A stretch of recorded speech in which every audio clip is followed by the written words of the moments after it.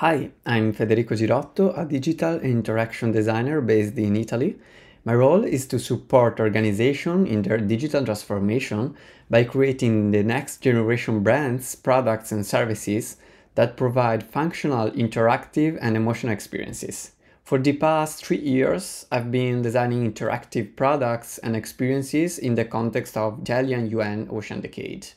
And additionally, I have contributed to creating accessible ocean literacy experiences. Today, I would like to explore with you the importance of design in making the ocean accessible in an engaging and effective way and in a multidisciplinary approach.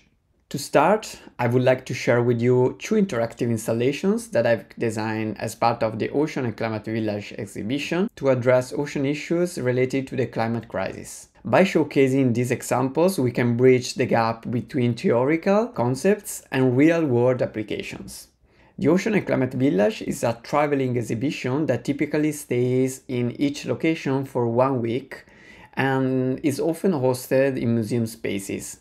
As a result, the exhibition must be modular, allowing for easy transformation, assembly, and disassembly while also being mindful of the materials used. Upside Down is a captivating, interactive digital installation that showcases the impacts of climate change on sea levels.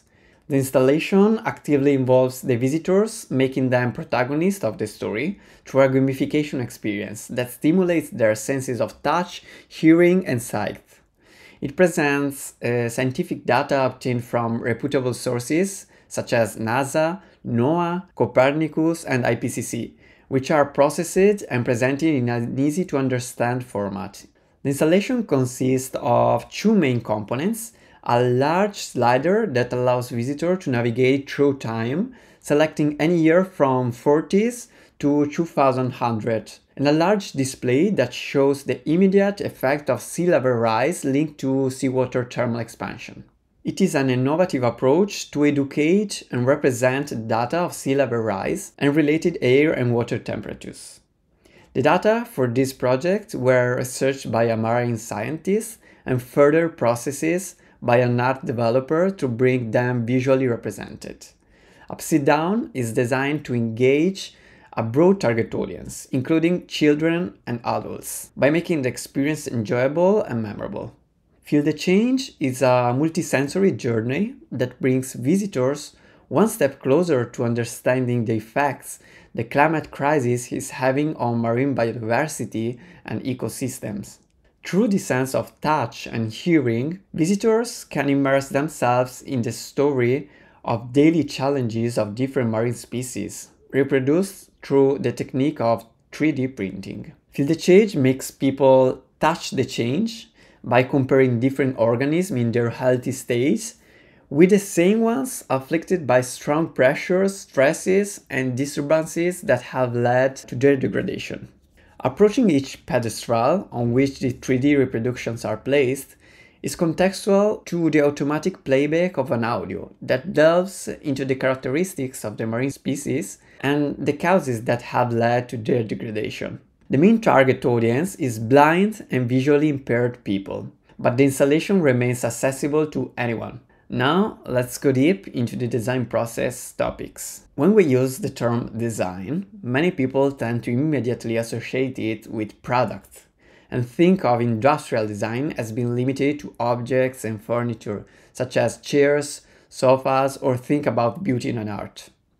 In reality, design involves analyzing, researching, identifying sites, outlining a process, identifying problems, and finally, designing a solution that can take shape in any form, whether it can be physical, digital, or abstract. Designers have the unique opportunity to bridge gaps between different realities by understanding their unique requirements and developing impactful solutions using creative methods. However, the conventional human-centered approach that designers typically follow may not be adequate. It's crucial to recognize the voice of the planet and the environment by considering the entire ecosystem in the design process. Designers must shift their focus beyond the individual human needs and consider the larger ecological impact of their creations. The first step is to fully immerse yourself in understanding the context on multiple levels. At the beginning, the broader the context of analysis, the more this can help in researching the real problems and finding appropriate solutions. The designer has the ability to see and reasoning at different levels, from the big picture to the micro scale. This involves conducting research, analyzing archives, conducting interviews, and reviewing any other resources that may contain useful information. To give an example, when creating the field exchange installation, I began by conducting research on visually impaired individuals through publicly available data online. I then delved deeper by involving and interviewing the local blind association, analyzing their responses, and asking follow-up questions to uncover the underlying reasons behind their decision making. Once you have gathered information from all stakeholders, analyze it to identify shared motivation and needs across different levels. Look for common patterns that can inform the design process and ensure that the final product meets the needs of all stakeholders. By doing so, you can create a design that is effective and beneficial for all parties involved. To create more inclusive and accessible content, it's crucial to understand and acknowledge the limitations and impairments of your intended audience. By doing so, you can determine the most effective senses to utilize within the context of your content. To effectively communicate, it's important to understand the cultural limitation as well of your intended audience. This includes considering factors such as age, experience, and knowledge of the topic being discussed. If your audience consists of children, adults, or a mix of both, you may need to adjust your communication style accordingly. Additionally, it's important to determine whether your audience is familiar with the topic or if they need more background information to fully understand it. By taking these factors into account, you can tailor your communication approach to better reach and connect with your audience. Now that you have gained a deeper understanding of the pain points, needs, and motives shared by your stakeholders, you can begin developing insights into potential solutions for your design. During this stage, it's important not to limit yourself to your current knowledge. Investigate new areas and different contexts to generate as many proposals as possible. When designing a physical exhibition or installation, a good starting point is to consider modularity. This approach aligns with the Sustainable Development Goals by allowing for the reuse, modification, and expansion of pieces within your installation over time. By adopting a modular design, you can create a more sustainable installation that is adaptable to changing needs and can reduce waste. Keep in mind that a sustainable approach not only benefits the environment, but can also lead to cost savings and increased efficiency.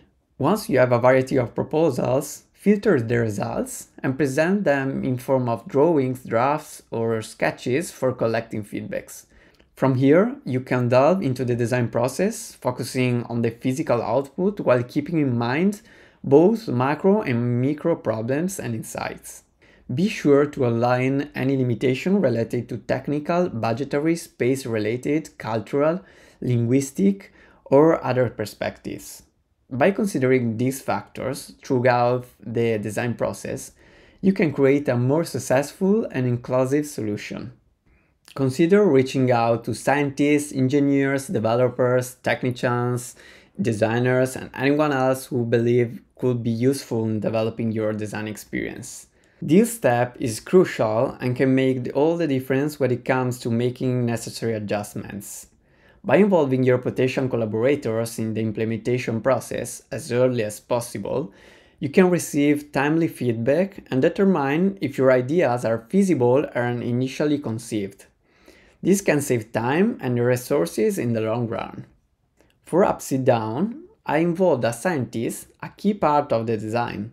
Her presence made it possible to research and communicate up-to-date, authentic data in the most appropriate way. Similarly, a node programmer transformed those tables of numbers into a live visual through an algorithm. Once we get here, it's time to put all the planning we have done on the ground and continue to collaborate with the people who have supported us so far or find suitable vendors to help us implement the project.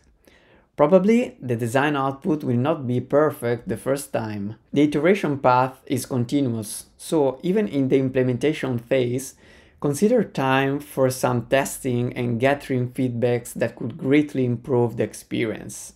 Now is your time to start designing new experiences for the future of our ocean and our planet.